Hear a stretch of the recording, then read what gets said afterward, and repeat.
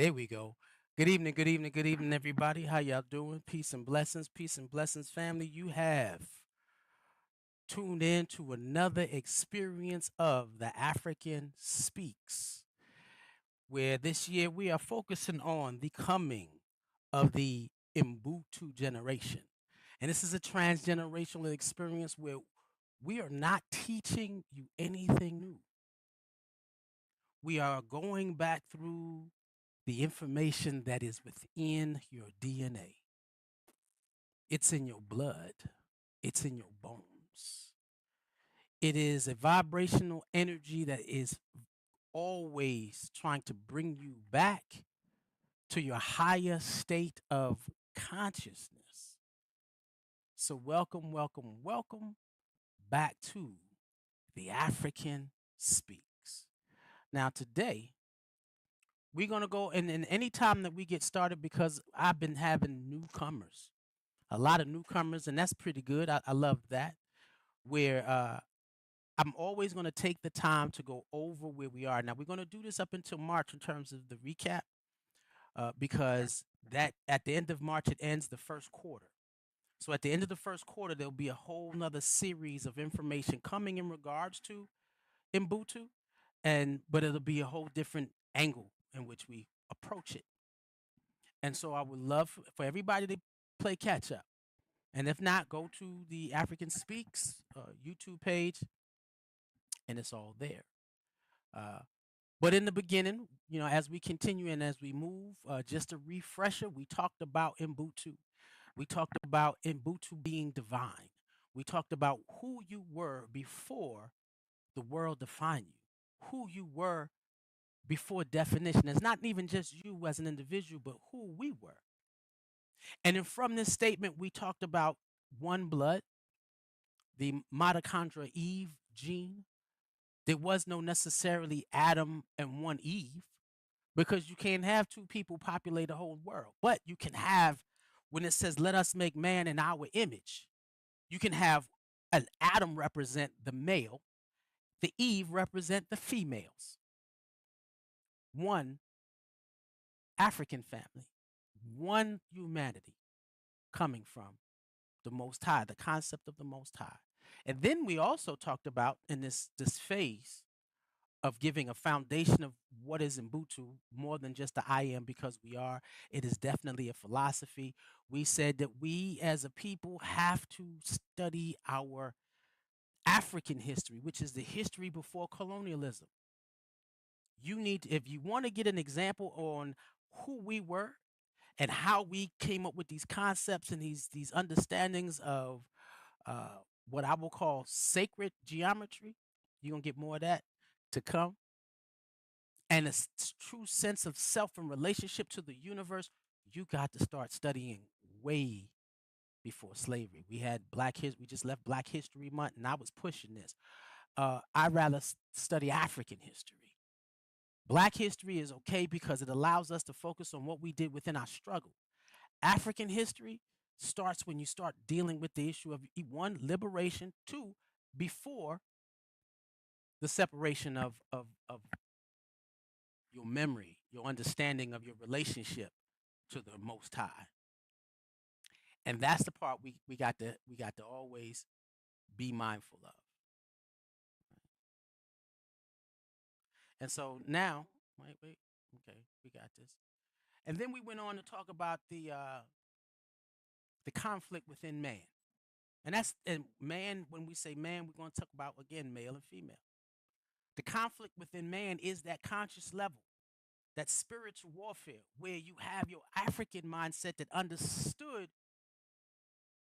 who we are, whose we are, and why we're here, to the point where we're separated from all of it. And most, 100% of us, I don't care how high you get in the spiritual order of discipline, we're all still dealing with that colonized mind.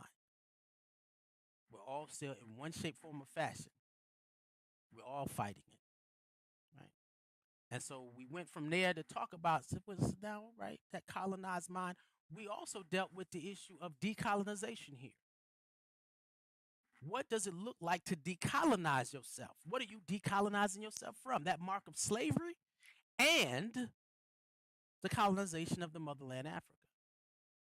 My greatest experience in this scenario was when I'm talking to a friend, and uh, she talks about how she travels, and she can speak, and how she has dealt with the experience of going back in time and seeing herself and others in different lifetimes. And I asked, did you go so far where you can see the mother standing on the motherland, crying for her children, sailing away from the ship, and healing that pain? Because in this is nothing but us dealing from a traumatized mind, and actually to reach an open concept of who you are. You do not want to deal with trauma first. You want to have an idea of what it looks like to be healed. So, decolonization, understanding who you are before you even dive into your trauma. So you know where you're trying to get to. Because most people will go for psychological, emotional, and spiritual healing, not knowing what is the end game.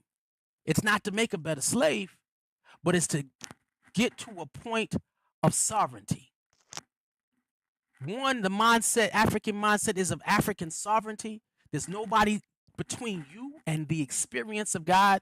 And then the colonized mind, where everything is broken up and you are a fragment of who you were called to be.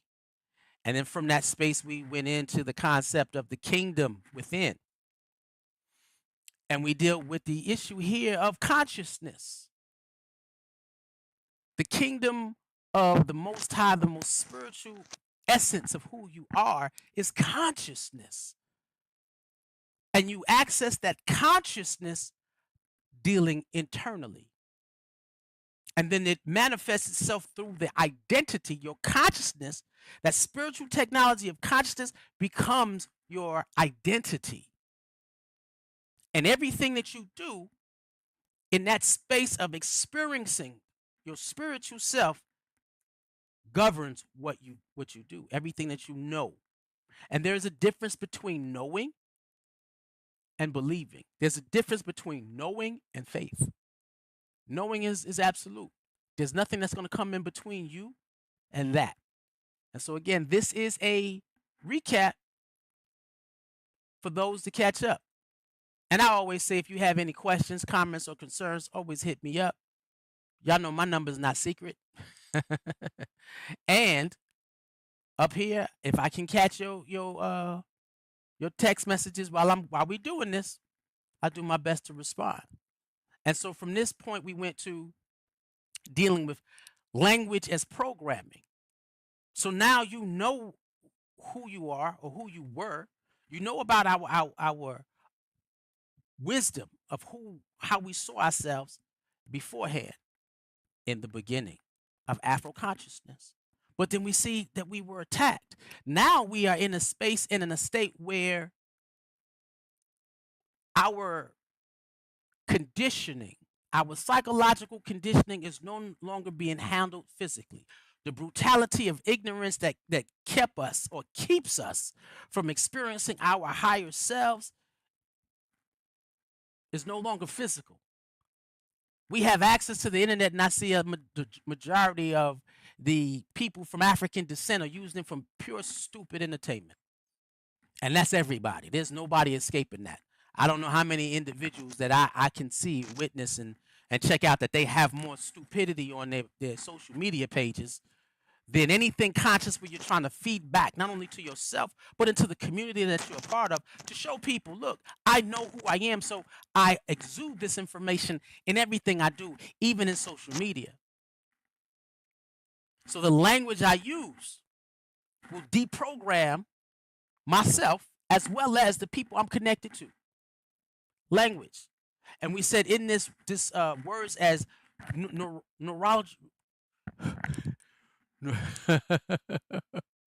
neurological architecture, excuse me, is an experience where it is tightening up your nervous system.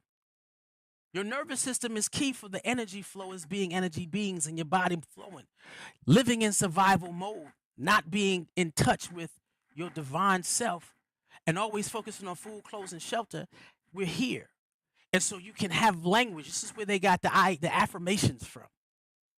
And your affirmations where you're speaking not only to others to help deprogram others in your conversation, but you're also saying it to yourself. And we work on that level of language. Now, in previous streams, I've mentioned that you have to go to your lowest frequency, which is I am. Like, what? Yes, positive affirmations, the I am is the lowest vibration. And it has to travel up to the highest chakra to where your affirmations are experiencing the concept of I know. What do you know about yourself and your relationship to the universe, your relationship to the earth, your relationship to your people, your relationship to your family, your relationship to yourself, your relationship to animals and plants? What do you know about that connection? And how do you live from that awareness? And so we from there we dealt with the emotions. The self-governance, because we stated that in the battle of the African mind versus the colonized mind, we're dealing with the issue of survival for the colonized mind and sovereignty in the African mind. And in that state of sovereignty, there's a level of intellectual intelligence or emotional intelligence, excuse me. In sovereignty, there's an understanding on you are allowed to express everything, but in a healthy manner. It is the understanding that, yes, emotions comes like the changing of seasons. Nobody is at the same frequency all the time. But how you process that will determine your depth of understanding or your depth of the awareness of your connection to the African mind. And if you do not have control of your emotions, you are further and further away from that African mindset. And yes, man, do I know some people sitting in some key positions in the African community that have absolutely no emotional regulation? Yeah, that's the first sign that there's some things that need to be checked. I'm going to just say that. So if you're listening, that one was for you. But in that, we say that there is no man who cannot govern himself or govern his own emotions can govern his village. You can't give any type sense of leadership to anybody who is not emotionally intelligent, knows how to process those emotions, knows how not to carry the issues of others into their own life as though their troubles, their problems, their traumas were theirs. And then not being able to put your trauma on someone else. You know that there is a deep gap when you are putting your trauma. And a friend of mine would always say how she bleeds on folks. That shows you your lack of connection to the kingdom of God within you. Be careful. Why? Because you're bleeding in somebody else's kingdom that you actually share when you're dealing with consciousness. And then from that, we stepped into the amnesia of the diaspora. The amnesia of the diaspora, what has been stripped from you. The fact that amnesia is a understanding of the constitution of man, is what we said. The constitution of man, and that's his mind, body, his spirit, his will. You have no control over the governing aspects of who you are. In order to actually walk into, as you start meditating and going in, you got to control your constitution, the laws, the spiritual cosmic laws that make you the cosmic being that you're supposed to be. And do you have control of the mind, body, spirit, and your will? And we gave the breakdowns. And y'all take a look at that one because that one got detailed on how you should be able to see some things. And I had a couple of people around me and hitting me up who were having some difficulties. So I got detailed on this one to help them see themselves.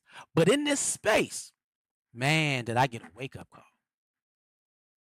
These last two experiences, I found more dents in my armor that I said I need to fix. Dents in my armor that I need to fix. And so sometimes I always know, not even sometimes, a lot of times when I'm teaching, I'm learning. I'm not necessarily the guru here, but I learn as much as possible and I share it as I learn it because there's no such form of fashion do I ever try to function as though that I'm a gatekeeper. Because there's no understanding of Ubuntu. There's no understanding of the oneness with the creator if I am learning something new and I don't immediately share it. And so I'm trying to get out of my level of amnesia while I'm trying to help you get out of your level of amnesia. Now we come to tonight's focus. Tonight's focus is about African cosmology and the cosmic order. Ubuntu. I am because we are what? Connected. What? So we're getting a little bit more intense. I am because we are connected. Again, Ubuntu has so many different levels of understanding. It's just not one thing. And you got to take a look at everything. When you go outside, you're going to look at a tree different, a rock, fire, water, earth. You look at everything different when you understand how Africans saw the cosmos and how they understood the order of divine connection. And so with that, this has been one of my favorite topics. I spent 1 year just teaching about African spirituality, and I'm going to get back into doing my African spirituality classes where we could do that together and have discussions on it. These are some books that I have in my library that I share. And so we went over African religions and philosophies in detailed fashion. And we might pick Ingenious Black Theology by my good brother Jawanza. You know what? Yeah, I'm going to sit down and we're going to break that down chapter to chapter. That's going to be one of them when we bring back the African spirituality class. So if you have any questions and you want to dive in and you want to sit with yourself beyond sitting with Ajay, the African, here's a couple of, a few that you can dive into. Now, how much do that one down there, right here we go, Wade Noble's powerful book. This particular one, when we're dealing with the cosmology of Africa, as well as how to decolonize the mind to get you to that understanding where you're walking into Ubuntu as a being. If you see it from Black psychology to the science of being. At the Pan-African Orthodox Christian Church, they call it Kua, the science of becoming what you already are. It's important. So now as we dive, now a lot of this today is going to come from the African religions and philosophy. And so we take a look at how did they see the cosmos?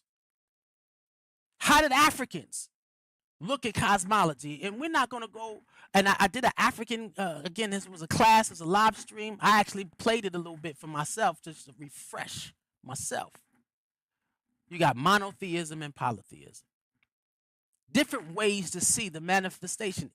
One is one God. Another one has deities. Now, people are like, well, which one? It don't matter which one you want to follow, which one you want to believe. Why? Because Africans created all of it to express their relationship and connection to the Most High. To the Most High. Even though polytheism have multiple gods, there's still always one supreme God. And under that one God, you have deities. Smaller deities, and then it breaks it down. And when we take a look at that hierarchy, right, you have God at the highest height. Then you have what is called the living dead or ancestors. Now, ancestors is and there's two phases to that. What do you mean by the living dead, Isaiah? The living dead are those ancestors who you still remember. I think they like a generation. As long as you know their names and you can say their names and remember their faces, that's the living dead. Those are ancestors that are immediately connected to you. Africans knew this. This is just whether it was monotheism or polytheism. This is what they, man, immediately I can access my ancestors. That information that comes to me. What? And then if you see the top, God, that is God, and inside that will be breaking down into deities. The deities and the supreme. Then you from under that you have what? Your ancestors. Those you remember and those you know but may have forgotten names. But in your bones, in your spirit, in your essence, you remember them. You'll see people come with faces that you haven't seen, but in your dreams and in your meditation. But you know that they belong with you. And so the living dead are those immediate ones, and then the deeper ancestors, the ones who are spirit, more spirit than flesh, are the ones you can't remember what they look like. You just know that they're there. And then, of course, you have living human beings. You have us. You have the physical. This is the hierarchy. And it doesn't matter whether or not you were monotheism or polytheism. Why? Because it was important. You have everything, every human being that was here. Under that, you have the plants, animals, and the physical environment in which we live. Everything was an experience in God.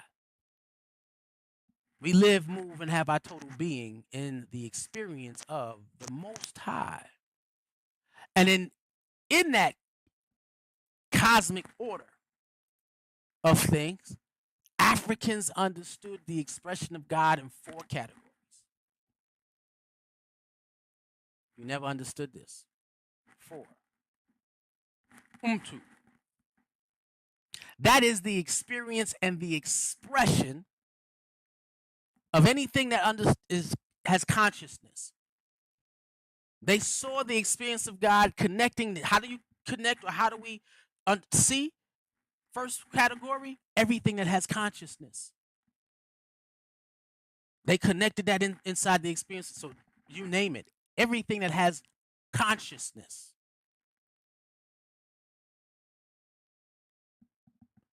That's spirit. That's man, creator, everything that has consciousness. Kintu.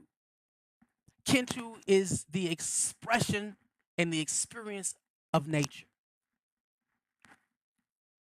This is why people say, I got to get to the water. Why? It's an expression of God. Oh, I got to be around trees. It's the expression of God. That even in the sand, in the desert, people who go out to Arizona, the expression of God.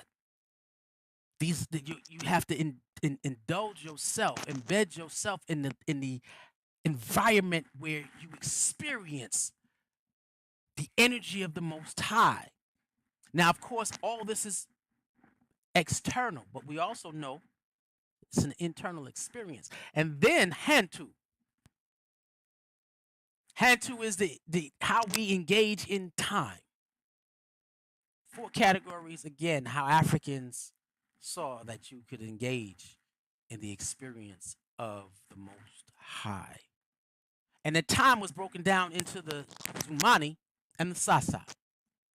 Meaning that, and this is why they honor their past. They didn't forget it. They didn't walk away from it. They didn't deny it. They honored their past. They studied their past. They learned from the past. Why? Because what we learned, what we've done before, will help us understand where we have to go.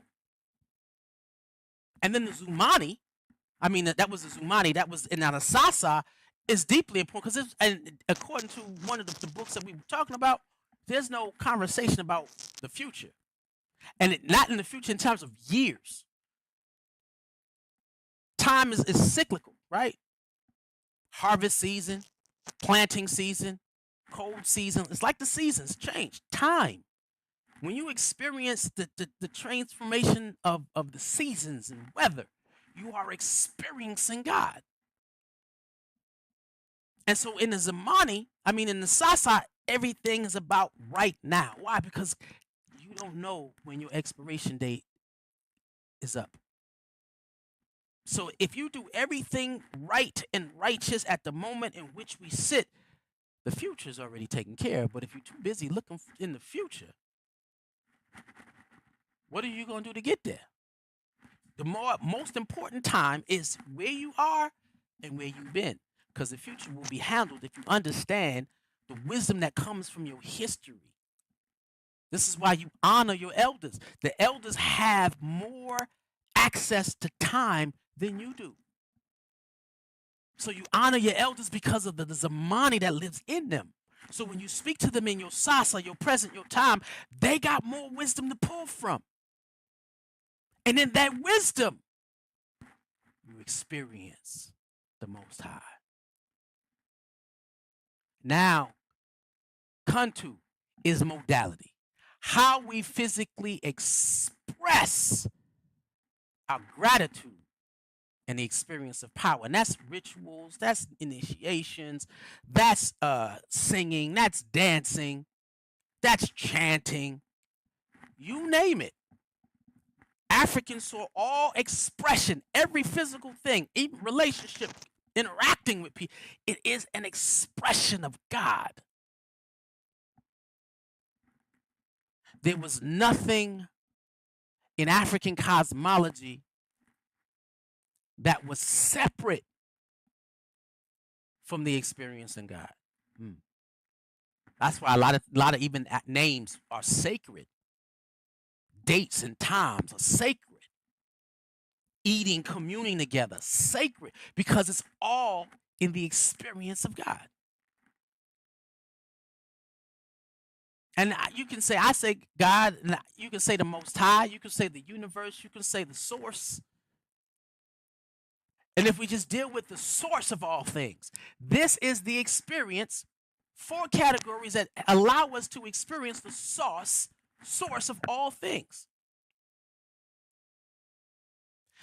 And all of this manifested way before the art of separation.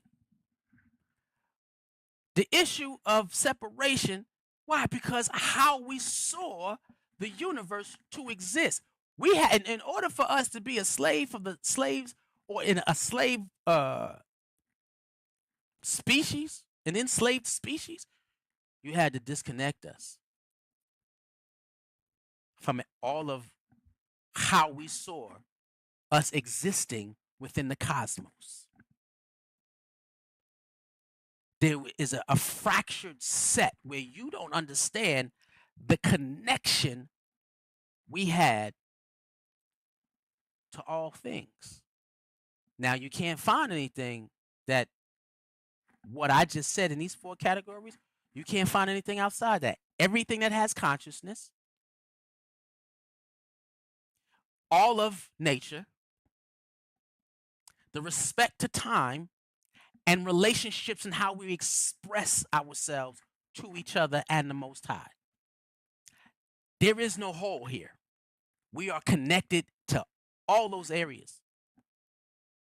And all those areas are a manifestation of how we saw. And so you can't separate. This is why they didn't want us to talk. They didn't want our language, because it's how we communicate. It's how we vibrate in our energy. It's that oneness. That's why they had to kill our names, because the names was a reminder of who we are. My name not Toby. It's Kunta Kinte. One love, the African who can take over the slave ship and row us back to Africa. One love, Fundio Labayo. I wouldn't be here without that story. And that understanding where we dealing with that, we need Africans who can take over a slave ship. The slave ship is no longer physical. It is how you think right now. Your slave ship is how you think. And whether or not And they make you roll to your own destiny of a fractured mind. That is now the power of colonialism. Like what? It took you away from that African cosmology, that understanding of how we are and how we exist in the universe. Now let's get it. Can you imagine before separation? Let me get here. Before slavery, before the psychological conditioning of an African mind,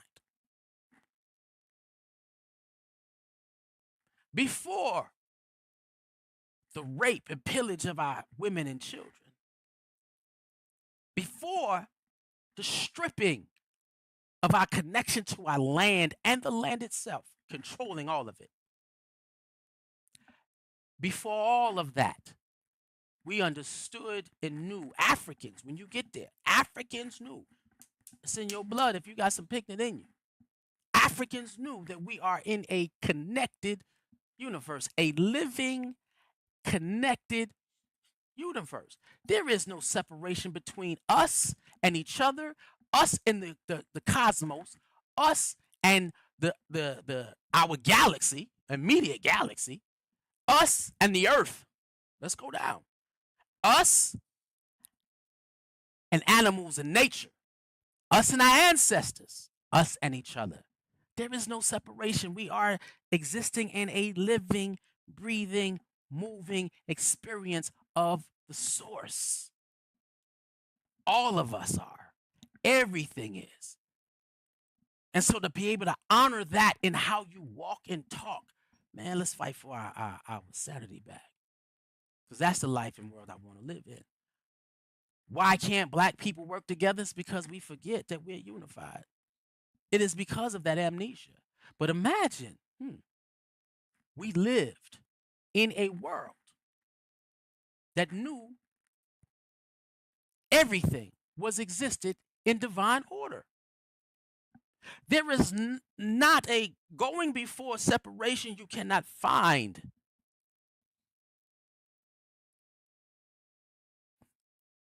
a tribe. You cannot find a village. You cannot find a kingdom. You cannot find a society that did not know, an African society that did not know that everything was in divine order. And it's why our spiritual understanding helped develop who we are.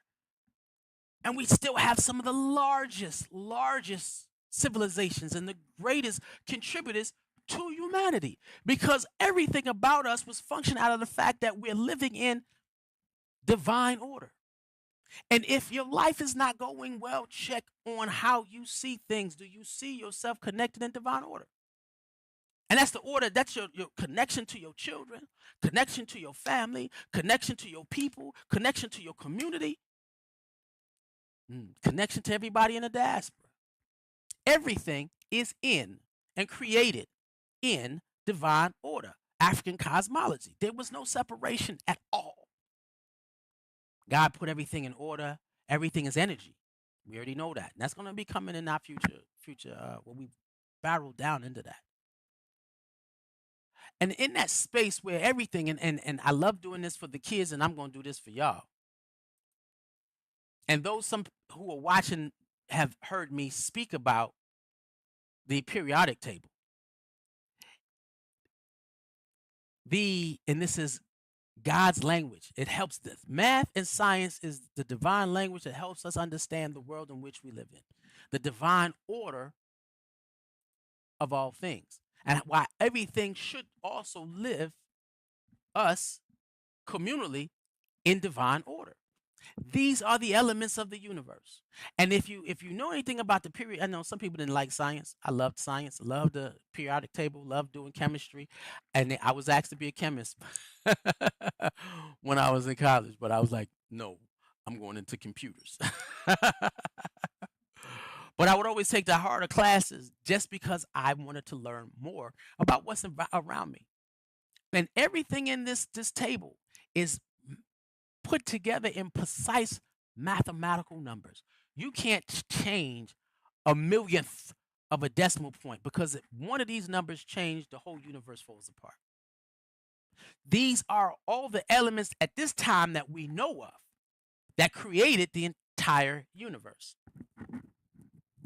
And knowing that it is in mathematical precision, you cannot change any number in this, else the universe falls apart. Everything is divine order.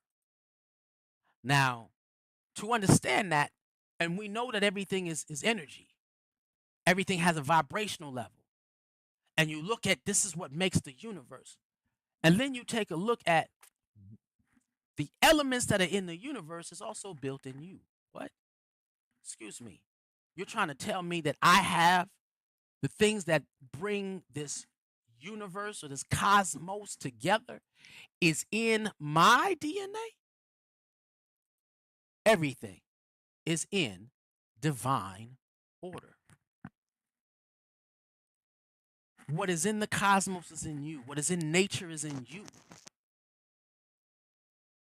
Everything has the same elements. That is a connection. And they don't want you to know that. Why? Because then you start realizing, you start using certain information as tools to break down the walls that separate you from understanding that you are a manifestation that is existing in a living universe that is created with divine order. And if something is out of order, it is against the creator, and it is your obligation, and it is your responsibility. Ubuntu is a responsibility to maintain divine order. Now imagine, before our version of so-called science, understanding that the elements that are in the universe are already there, that you are part of your identity. Now, when you are, when we talk about extended families, when you have stepbrothers and sisters, why? Because half of you is in half of them, right? When you want to sit down and understand your cosmic identity, your cosmic blueprint, and you look at it through the terms of having a stepbrother and sister.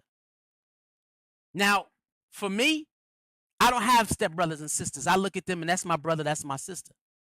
Those are my sisters. We don't separate. We just know that we are connected, fused together. We don't see separation just because one of the parents might be off. I have brothers and sisters who are a part of my being, and there is no same mother or father. But we're going to talk about this situation. When you have a stepbrother or stepsister, that's a part of who you are. So to have the elements of the universe tells you what? That you have a relationship to the universe that is made in perfect order for you to exist in. You have a responsibility to remember that relationship, that connection.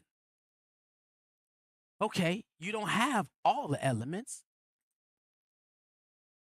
but that's still, wait, you may not have all the elements, but you still see the universe as a connection to you. You are a direct manifestation of the cosmic wisdom that created all things. Africans, before that science, knew all of this. That's why the constitution of an African was always spiritual, always communal, always sovereign, before the interaction with the Eurocentric genotype. They understood that bind, that connection, that relationship. All things are a manifestation of divine order. All things vibrate. If the elements and the atoms within those elements vibrate at frequencies, and then those elements that vibrate at those frequencies are inside of you, you are supposed to be able to vibrate with the frequency of the universe. You are the tornado. You are. People say, endure the storm. I started laughing until I realized one day I'm doing this, and I sat down and I sat back. I said, wow, I am the storm. I am the wind. I am the rain. I'm the water. Man, I am the lion. I am the gorilla. I am the wolf. Sometimes I can be the koala bear. And at times I do have that. And this is African because they were able. This is when you look at a Kemetic spirituality, why they have the animal faces, because they understood their connection and their attributes and their characters were in them. There is no separation from us and anything else. Can you imagine without conventional science, Africans knew that we were one with the universe. And then just sit there and realize how heavy this separation we have. If that's not how you feel, I get emotional at times when I'm completely in tune. My hair stands up and I get tears in my eyes because of that. When you find that you get that feeling that you are connected to grass and the trees is blowing and it's giving you shade, and you can speak to life, because all life is man, it's a beautiful thing. It's a beautiful surrender. And I remember when it dawned on me, that experience of spiritual and communal sovereignty, where my constitution, it's the short circuit. I'm slowly short circuiting out that colonized mind. Man, it's the most beautiful and most powerful experience I ever had. I love it, and this is why I fight doing what I do, because I want to know what it's like to be completely sovereign. Let me walk on water. Let me turn water to wine. Let me give life. Let me be the African that can take over a slave ship and row it back to Africa. So these lessons that I give, that's us taking over the slave ship and rowing our consciousness back to the state in which we are aware of the divine energy that truly governs us, that interconnected universe, which is the presence and power of the Most High. Now, in this space where we talk about this divine order of things, there is something called the Fibonacci sequence. And I've done this way back. And if y'all missed that, I think that might still be, that was years ago. That was like early, maybe 2008, maybe. And I talked about the Fibonacci sequence, and I talked about the ratio, the spiritual science of the 1.618 ratio. Now, I rarely mention Eurocentric concepts, but it is clear when you go through this. I don't believe whoever Fibonacci is or Leonardo da Vinci, they didn't make this up. This was other information that was leaked out of Africa, that was in the ancient books of Socrates, Plato, Aristotle, Pythagoras, because he didn't create, Pythagoras did not create the Pythagorean theory. It was leaked out, and it took centuries before people could actually indulge in this information, because it was so ancient. It was that wisdom was a part of antiquity. How did you know these things? Oh, but they do call them, and this is what you may not get, the divine formula of creation. We want, and for a long time, the same way we did as Africans, before our engagement and before the development of the late bloomers, Eurocentric genotype, came on, we already knew when it's called sacred geometry in our conversations. And you can see the shapes of sacred geometry in African life. And then now you see them in the up to date understanding where they take these understandings and tell you that they're not African. They just say ancient. And they don't want you to know how connected we were. What they decide as the divine formula for creation to help you get a clue of what Africans knew. And again, how easy, because it was in our bones. When you come from the Most High and there is no interruption, and you come with your DNA full of data, it's just you get here and you produce. Now, this is the formula for that gets you the 1.618 ratio, the golden ratio, and it helps you understand the Fibonacci sequence, where everything in the cosmos, everything in life can be measured by this divine order of things, where you can see patterns and know patterns or things that will grow according to that Fibonacci sequence. They can tell you what leaf, how many trees, how many branches a tree is going to grow according to how this Fibonacci sequence. How long are the leaves on that particular tree? And when you go through the cosmos, you're going to see that sequence in everything. And this is it in nature. And then you have it also in the weather. There is nothing on earth that cannot be judged, measured, or understood by with outside of this 1.618 divine frequency. Nothing. And it sits down when you smile and you look at your front teeth.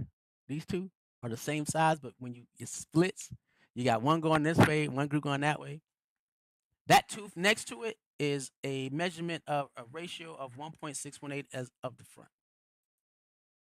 And it keeps going down. The one next to that one is 1.618 to the next one, 1.618 to the next one. This is how they can tell that something that is symmetrically put together in perfection. The distance from in your arm, well, let me see if I can do it. Well, we'll do it with your fingers. Each space between each finger, 1.618 to the next. You wonder how they can tell how kids are going to grow after x-rays? Fibonacci sequence. Guesstimating and precise. And a lot of things in the world, in reality, is based off of this divine formula of creation. We are in divine order. And so when you're looking at your relationships, if your relationships are not balanced, it is because you are out of frequency. You're out of that frequency. You're not vibrating at that 1.618 spiritually, emotionally, mentally, and physically. The beautiful thing about this is before it was defined as the Fibonacci sequence, Africans knew it. And so going back, when you take a look at the shapes and symbols and you use the Fibonacci sequence to understand divine order, how God created all things, in their artwork, you witness the Fibonacci sequence. In their architecture, why they can't even understand why they're still, because Europeans still can't understand why the architecture of Africa is still standing. Because it was within the sequence and it was how they were told to build them. 1.618 ratio. Fibonacci sequence is in everything. Now you say, okay, Isaiah, that's nice. But it's also in the creation of the world and the universe. It's everywhere. If I had a picture of the universe forming in that swirl, you'll see the Fibonacci sequence. I couldn't put all the images where the Fibonacci sequence is in there. That ratio, divine ratio of 1.618 in vibration. You find yourself in harmony. You find yourself in God. The awareness. Because it's not like, oh, I'm lost. It's the awareness that has to connect, that you are connected. You are part of a living universe that where everything is always interconnected to the the cosmic energy and creative and intelligence that it comes from. It is the source. And you can see in life where everything is interdependent. When you're dealing with the issue of cosmic order, creative, there is nothing that was created that is not connected or needs something to be sustained. Everything was created to sustain itself. The universe was created to sustain everything within the universe. And in the smallest form, I always tell the kids, because this was what we talked about in our session, and they had a lot of dialogue. And we're going to try to set that up where they get to have this dialogue, and you can come in and you can actually have the conversations with them. And I'm working on that. I'm working on it so that y'all could be here and we can discuss it here. But in that cosmic order, we understood that everything was interdependent. The cosmic order of things that the galaxy was which is we call it the Milky Way, was created, the planetary lineups was everything is perfect for us to exist in it. If Mars blew up, Earth won't exist. Saturn blew up, Earth won't exist. If the sun blows up, Earth ain't existent. Everything is interconnected. We're the only things in the universe that has the option not to live in cosmic order.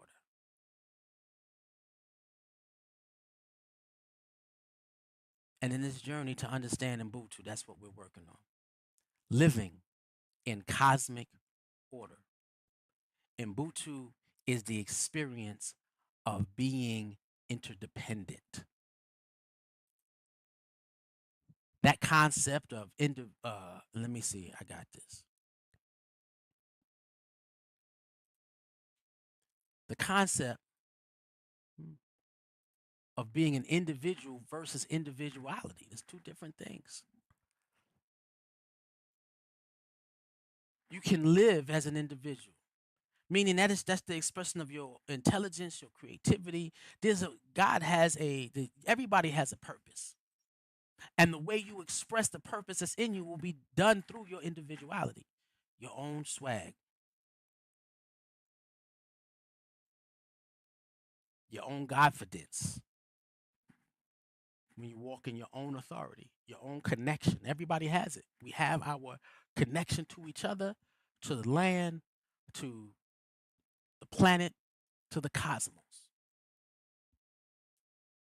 And so individualism is not a good thing. The individualism breaks you down and are separate. Individuality is the specialness in you. Individualism is the concept of separation.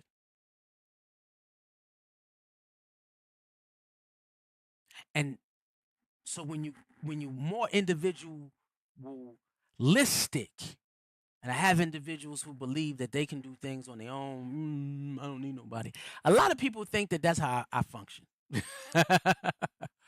And I don't, because I know I cannot change the planet and affect to change the planet by myself. I need the community that I'm a part of. Absolutely. So I'm interdependent. Now, if you come to the table with something to share, I'm all in. And what we're doing, and I've always say, what happens when our youth are guided into the understanding of being interconnected with the universe that is around them? What type of being that happens when you start like that from your beginning, and you know what are the tools being used to lead us into separation, and you're always looking and knowing, okay, I know the difference between individualism and individuality. I know that I'm interconnected, and I'm dependent on everything and everyone around me that understands that we are connected. We are like minds, like spirits. What does a child look like when we give it to him from birth? What does parenting look like when you're leading a child to understand their cosmic place in this universe? Have you ever asked yourself, what is my cosmic place in this experience of spiritual divine order? Not what the world wants me to do, but what am I called? How well do I interconnect with my people, my culture, my traditions, my Zumani that does not reflect the struggle, but reflects sovereignty. You imagine a child that's connected and is completely sovereign in their own minds? And if you can, I will always sit down and say, come on and join the mission. Join the conversation. Bring a child. This experience is an experience of remembering and opening us back up to our awareness so that we can see the rise of the African within ourselves. We're here to heal the diaspora. We're here to remember. I'm going to sit down and I'm not gatekeeping.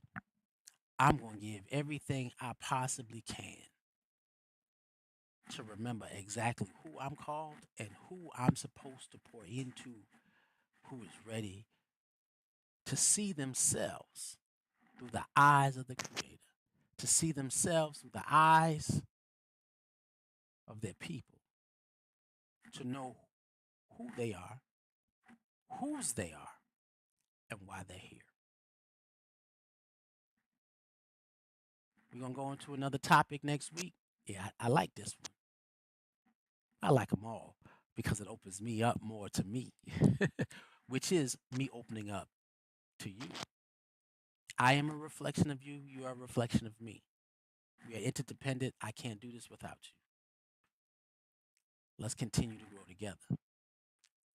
Peace and blessings. One love.